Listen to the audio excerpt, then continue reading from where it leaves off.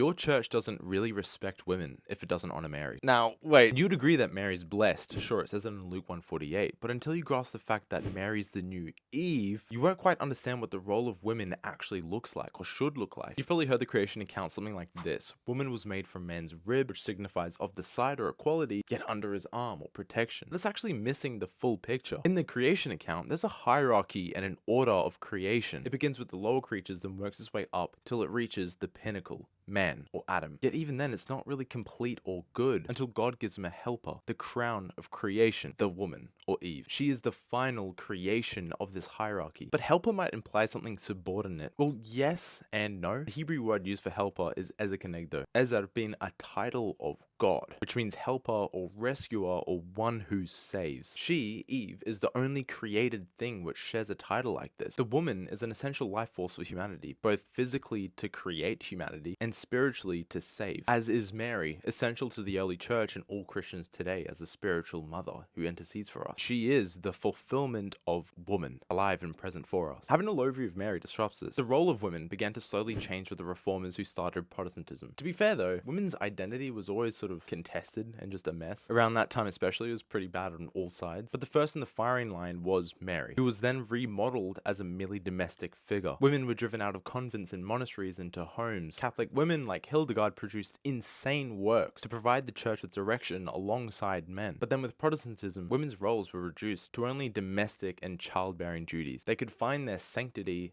only in the home. By reducing Mary to just a mother and a mule to carry God, you limit a woman's role and value to only the domestic arena. Mary is the best woman that we have, the perfect woman, the perfect Christian, and the perfect Eve. If you can't even see the best woman that we have for what she is in terms of a value and character, how can you see the value in the identity and nature of women?